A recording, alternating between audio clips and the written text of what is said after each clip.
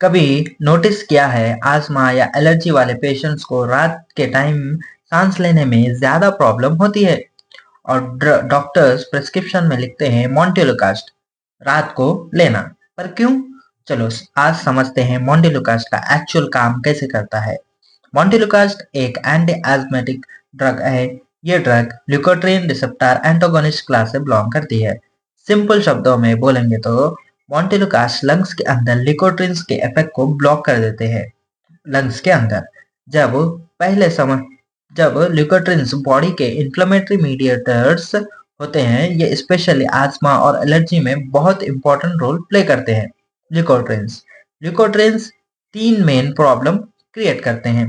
पहला होता है ब्रोंकोकंस्ट्रिक्शन, यानी कि एयरवेज को नैरो कर देता है। दूसरा इन्फ्लेमेशन मतलब एयरवेज के अंदर स्वेलिंग कर देता है। तीसरा होता है म्यूकस म्यूकस प्रोडक्शन, जो एयरवेज को और भी ज्यादा ब्लॉक कर देता है।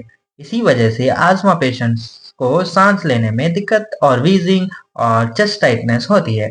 अब मॉन्टेलुकास्ट का मैकेनिज्म क्या है वो देखेंगे। मॉन्टेलुकास्ट डायरेक्टली जाकर ल्यूकोट्रिन को डायरेक्टली वो बाइंड नहीं करता है, बल्कि उसके रिसेप्टर जो होते हैं लंग्स के अंदर एक रिसेप्टर होता है जिसे कहते हैं हम सिस LT1 रिसेप्टर। नॉर्मली ल्यूकोट्रिन इस रिसेप्टर से बाइंड होकर अपना इफेक्ट दिखाता है। मॉन्टेलुकास्ट सिस LT1 रिसेप्टर को ब्लॉक कर देता है।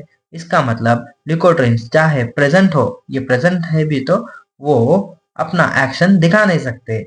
जब ल्यूकोट्रिन एक्शन ब्लॉक हो जाता है तो एयरवेज रिलैक्स हो जाते हैं, इन्फ्लेमेशन कम हो जाती है और म्यूकस प्रोडक्शन भी रिड्यूस हो जाता है। इसका फाइनल रिजल्ट हमें मिलता है ओपन एयरवेज, ब्रीथिंग इजी हो जाती है और आस्मा सिम्टम्स कंट्रोल में आते हैं। इसीलिए मॉन्टेलुकास्ट प्रिवेंटिव ड्रग के रूप में यूज होता है, स्पेशली नाइट टाइम आस्मा पेशेंट्स के लिए। मॉन्टेलुकास्ट का यूज सिर्फ आस्मा तक लिमिटेड नहीं है, ये एलर्जिक राइनाइटिस में भी काम में आता है, जहां स्नीजिंग, रनिंग नोज और नेजल ब्लॉकेज होता है। याद रखना, मॉन्टेलुकास्ट एक ग्लूकोट्रिन रिसेप्टर एंटागोनिस्ट है जो सिस LT1 रिसेप्टर को ब्लॉक करता है, ग्लूकोट्रिन एक्शन को रोकता है और आस्मा और एलर्जी के सिम्टम्स को कंट्रोल करता है।